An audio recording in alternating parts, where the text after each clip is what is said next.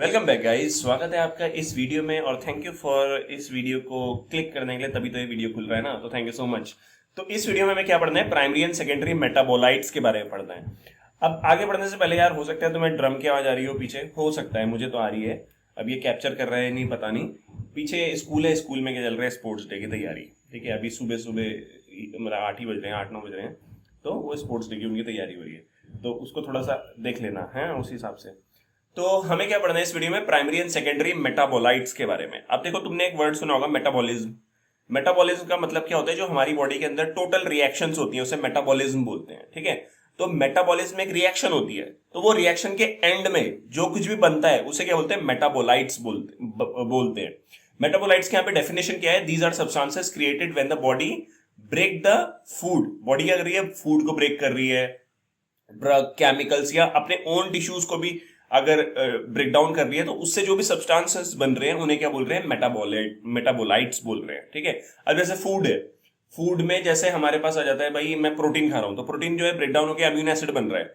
तो protein break down होकर amino acid बन रहा है, तो रिएक्शन कैसी होगी? मेटाबॉलिक रिएक्शन हो गई, और जो बन रहा है लास्ट में अमीनो एसिड्स, वो मेटाबोलाइट्स हो जाएंगे।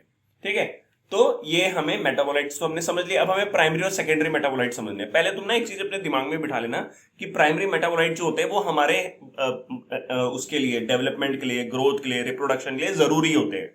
मतलब प्राइमरी मेटाबोलाइट्स अपने लिए बहुत ज्यादा जरूरी होते हैं, सेकेंडरी मेटाबोलाइट्स उतना ज्यादा जरूरी हमारे लिए नहीं होते हैं। ठीक है, चलो अब इसको थोड़ा फटाफट से समझ लेते हैं। तो जो most important aspect of chemistry deal with isolating thousands of compounds. देखो भाई, केमिस्ट्री के अंदर हम क्या करते हैं? आइसोलेट करते हैं थाउजेंड्स ऑफ कंपाउंड्स को, जैसे स्मॉल हो, बिग हो, फ्रॉम लिविंग ऑर्गेनिज्म। ठीक है, लिविंग ऑर्गेनिज्म से लेते हैं, डिटरमाइनिंग देयर स्ट्रक्चर, उसके स्ट्रक्चर को भी डिटरमाइन करते हैं, और इफ पॉसिबल हो तो उसे सिंथेसाइज भी करते हैं बाहर लैब में।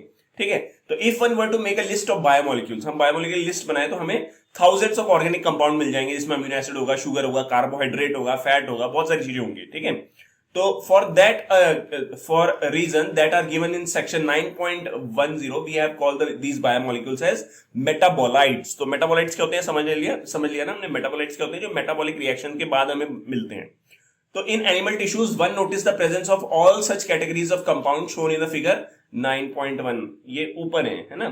तो जो भी हम यहाँ पे ऊपर हमने फिगर में देखा था, मतलब ये तुमने, रुको यार एक मिनट, फिगर 9.1 ये है, फिगर 9.1 ना। तो इसमें हमारे पास क्या है? वो ये है हमारे पास शुगर, अमीनो एसिड, मतलब कार्बोहाइड्रेट, अमीनो एसिड है, फैट्स हैं। ठीक है, उसके अलावा न्यूक्लियोटाइड्स हैं, न्यूक्लियोसाइड्स हैं, जो नाइट्रोजनस बेसिस भी इसमें अवेलेबल हैं, एटीजीसी जो है। तो ये सब क्या हो जाएंगे? हमारे प्राइमरी मेटाबोलाइट्स हो जाएंगे। ठीक है, तो these are called primary metabolites. However when one analyse plant, fungal and microbial cells, है ना, इनको अगर हम एनालाइज करें तो one would see thousands of compound other than the these called primary metabolites. अब अगर मैं भाई प्लांट टिश्यूज को देख रहा हूं तो उसके अंदर मुझे प्राइमरी मेटाबोलाइट्स तो मिल रहे हैं, बट प्राइमरी मेटाबोलाइट्स के अलावा भी मुझे क्या मिल रहे हैं? और भी कंपाउंड्स मिल रहे हैं, जिन्हें हम बोल रहे हैं सेकेंडरी मेटाबोलाइट्स। ठीक है, जिसमें एग्जांपल है alkaloid, flavonoid, rubber, essential oil और एंटीबायोटिक्स हो जाएंगे। ठीक है, colour compound, scents, gums, spices, तो ये सब क्या होते हैं? सेकेंडरी मेटाबोलाइट्स होते हैं। अब देखो, प्राइमरी मेटाबोलाइट जो होते हैं वो कैसे आइडेंटिफाइड होते हैं? Identified function and play a role in normal physiological process, मतलब हमारे डेवलपमेंट में ये इन्वॉल्व होते हैं। We do not at movement understand the function of all the secondary metabolites in host organism. अब सेकेंडरी मेटाबोलाइट्स का क्या रोल होता है उस ऑर्गेनिज्म के अंदर, वो अभी हमें क्लियर नहीं है। However many of these them are useful to human welfare. तो ह्यूमन इसको यूज करते हैं, जैसे प्लांट ने बनाया रबर, रबर एक सेकेंडरी मेटाबोलाइट है प्लांट के लिए, बट हम उसको यहां से निकालेंगे और यूज कर सकते हैं ना। फिर रबर, ड्रग्स, स्पाइसेस हो गए, मसाले, और सेंट्स हो गए, और पिगमेंट्स हो गए। अब some secondary metabolites has ecological importance, ecological importance भी होती है इसकी। In later chapter and years you will learn more about this. तो इसको यहीं पे रहने देते हैं। अब हम जस्ट एक डेफिनेशन देख लेते हैं। प्राइमरी मेटाबोलाइट्स क्या होते हैं? ऐसे कंपाउंड जो कि एसेंशियल होते हैं ऑर्गेनिज्म की ग्रोथ के लिए, डेवलपमेंट के लिए और रिप्रोडक्शन के लिए। तो भाई इंपॉर्टेंट है ये। तो इसमें fatty acid, lipid, sugar, amino acid, nucleotide सब आ जाते हैं। सेकेंडरी मेटाबोलाइट्स क्या होते हैं? Compound produce by organism but play no role in its normal development. अब भाई प्लांट के अंदर जो है रबर बन रहा है, तो रबर जो है वो उसकी प्लांट की ग्रोथ के लिए इतना इंपॉर्टेंट नहीं है। ठीक है, डायरेक्टली इंपॉर्टेंट नहीं है। अल्कोलॉइड, फ्लेवोनॉइड्स, एसेंशियल ऑयल्स, ये सब बन रहे हैं, तो वो प्लांट के लिए उतना इंपॉर्टेंट नहीं है ग्रोथ के लिए।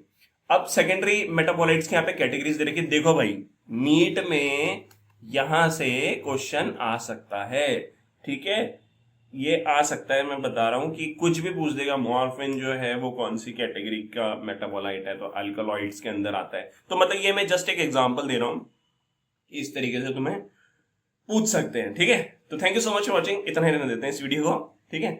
और आई होप आपको प्राइमरी और सेकेंडरी मेटाबोलाइट समझ में आया होगा। Bye bye. आगे की वीडियो देखने हैं तो मैंने बता रखे हैं। Thank you so much, bye.